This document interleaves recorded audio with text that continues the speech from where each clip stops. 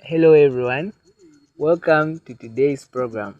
My name is Chinyanta and today we're going to discuss on Zambia's economic development. Have you ever wondered why Zambia for the past 61 years has not been developing? Have you ever wondered why we are poor and other countries are rich?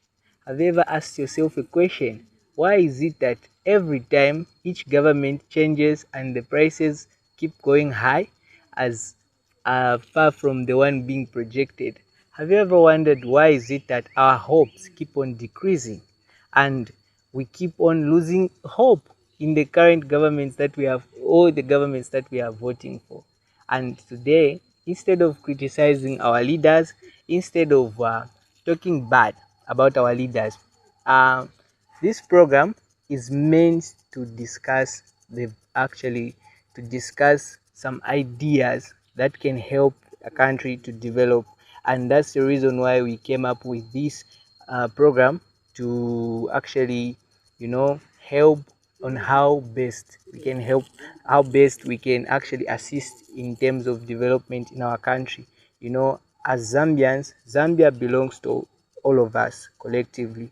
Zambia is for the Zambian people, and we need to also make sure that we take in interest in the policies that the government implements, because each and every policy, in one way or the other, directly affects us, the people.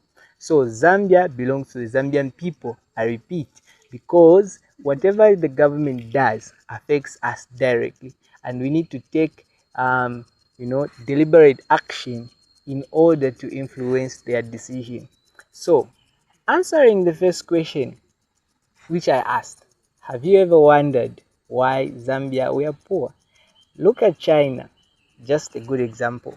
China has developed, um, you know, inexplicably for the past 3 decades. In the past 30 years, China has grown to be a big giant as it is right now. China was a poor country 30 years before, but now look at China, one of the countries, and now it is regarded as almost among the richest countries. How did they grow, and why are we failing to grow like them? Same applies to America. Does it mean those people are better than us? No, not at all. Does it mean those people are superior and we are inferior? Not at all. What do they have which we do not have for them to be where they are and for us to fail to be where they are? And don't we have brains like they do? Of course we do. Don't we have the capacity like they do? Of course we do. Now, coming back to our country, our government has projected an inflation rate of 6.2 as a target, keeping inflation below, meaning dropping the prices and ensuring stability in the current market prices, and also making sure that there is a stabilization in the prices don't increase over time. But look at what is happening. A bag of milli meal that we used to buy at uh, let's say less than 50 kwacha 15 years ago, we are now buying it at 300 kwacha now. What is happening? Every price in the commodity keeps on increasing, and everything keeps on deviating away from the target. Now inflation is approximately 13 point something and over, you see. So what is happening in Zambia? So this video is just meant to educate you on why Zambia is poor. First of all, to begin with, in addressing economic development, Zambia has tried to enhance economic development. Unfortunately, they haven't been meeting their targets. Why? Because Zambia is constrained to meet their target because of too much debt. We owe too much debt to the foreign world. And know what happened in the end. You see, our politicians, they have been trying to please people by constructing roads, which is a very good thing, by building hospitals, which is a very good thing, constructing bridges and the like. But have you ever wondered and asked, where do they get the money from? Yes. Now, this is where they get the money from. And they don't even hide, they borrow money. You know, in 2020, Zambia was owing 32 billion to the foreign world. Now, what is the implication for that? Most of the time, we celebrate when the road has been constructed out of the money being borrowed. We celebrate when the hospital has been constructed out of the money being borrowed. But how do we really examine the negative effect in the long run for a debt? Assume, take for instance, from a micro perspective, you are a worker, a civil servant, right? And you are getting 10,000 every month as your net salary. And let's assume you borrow money, 50,000 from a bank, and every time this bank keeps on deducting interest. Let's say they deduct interest of 2,000 from your account for the next 5 years or so or more. Or for argument's sake, let's say put it for 10 years, they are deducting 2,000. And from that same money, you have to pay taxes. Now, let's just assume approximately from every deduction you remain with the 7,000. And also, we don't do away with the fact that you have responsibility. You have to pay renters from the same 7,000 remaining. You have to take your children to school, and you have to eat. You need to buy food in the house. Are you really sure that at the end, let's assume you pay rentals 2,000, you remain with the 5,000. You take your children to school, you pay school fees. Let's assume you pay 2,000, you remain with the 3,000. Then you get 2,000. Let's say you buy food in the house, and the other one is for groceries and expenses. So you've seen, you are going to be constrained with your budget because your budget is not able to meet expectation. And despite you not being able to meet expectation, you still go and borrow another loan. You get another loan from another bank. Are you sure in the long run you have surplus to save from your salary? And if you don't save, where are you going to find money for investment? Where are you going to find money to build a house? Where are you going to find money to buy a car or to even start a business? Same applies to what is happening in Zambia. Zambia is owing a lot of debt, and in the end, they failed to reserve when they do export copper, when they run paracetamol companies. All the money they earned ends up supplementing the debts and not being saved. According to Harry Doma's economic model, he stated that for you to grow as an economy, you need to save, and savings must be equivalent to investments. The proportion of your savings in relation to your GDP as a country should be high in order to promote investment in the country. The more you save from your GDP, the more you save part of your GDP, the more you are going to have chances to reinvest that money back into your economy. And you're going to pump in money in the economy, and by that, you promote economic growth. But Zambia has defaulted from saving. Why? Because we owe too much loan. Any little money we have must be used to pay back the loan that we've been getting, and we don't have any for investment. Secondly, the other reason why Zambia has failed to develop, this is what many politicians won't tell you, and this is the truth. This is what many politicians will hide from you. You see, quite right. A lot of deliberate measures, steps have been taken and undertaken and are still running. The government is fighting to enhance the standard of living for its people, and the success is quite gradual and increasing, in small gradual increases that we may be having currently. But you see, the big challenge comes with the human capital.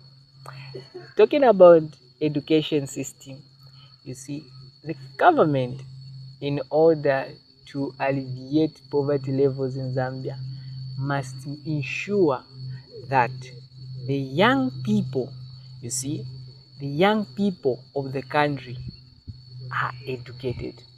And thanks to the government for taking such a brave move. They have introduced this. Actually, they have continued giving bursaries, offering free education, and many people have access to education both at low level and higher level. However, you see, a strong reform and restructure of the education system itself must be implemented in order to enhance economic development, because the education system for Zambia is very poor. In the end, even if someone was to be educated from grade 1 to 12, you'll find that there are slugging chances of getting skills that will enable them to survive or to be productive. A productive economy needs people who have skills necessary to enhance the GDP of the country. When you have a skilled labor, then it means you have higher chances of enhancing your current GDP in the country. Unlike the country that we are in, Zambia, you see, the education system is full of irrelevant things that do not even apply in real life. Look at a grade 12, they'll be learning things that they won't even help them in the future. Coming to university, first year, someone will learn biology, someone who's actually doing engineering will have to learn biology in first year, and they will be in the same class with someone who is pursuing medicine as well as someone who is pursuing computer science and related studies. Now, how is medicine related to engineering, and what does engineering have to do with medicine? So we need a specialized education system where people will be specialized in their various studies and disciplines, and in the end, specialization will enable them to have skills that they will be able to perform. We need an education system as Zambia that will enable our people, the youth. In the end, we need, by the time an engineer is graduating, a student who is pursuing a bachelor's degree in engineering, we need, by the time they are graduating, they must be able to construct roads, they must be able to construct bridges. The reason why our government offers contracts and tenders to foreign contractors is very simple. It's because we lack the capacity and the skill. Quite alright, we are full of the knowledge, but we don't have the skill to implement all those things. So you find that now you have to look for outside or external sources of manpower in order to drive your economy. But you need to empower your own people. How can you empower your own people who are lacking skills? How can you empower your own people who are behind? So you've seen, that's the sad thing for Zambia. But we need an economy system, an education system where people are imparted with skills that will enable them to drive the economy in the end. Engineer must be able to construct tarmac and must be full of different skills so that in the end those tenders must be offered to them.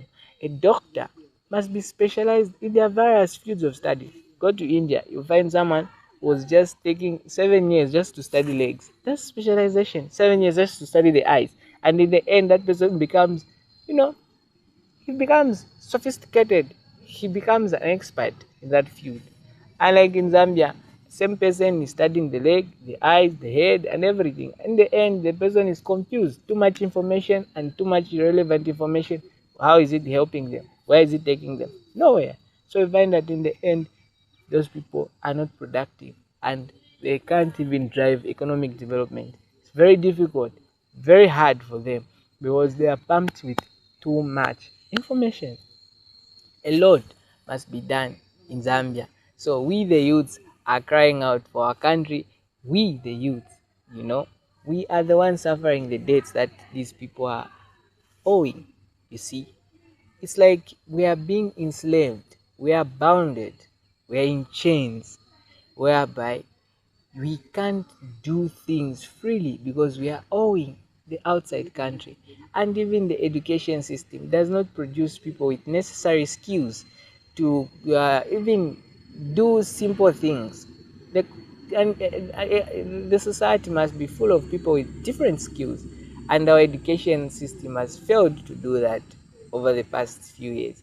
It has failed, and thanks be to the government for taking deliberate measures in enhancing that. Please, viewers, we are likely, this is just the beginning, and we are going to share more videos on Zambia's economic development.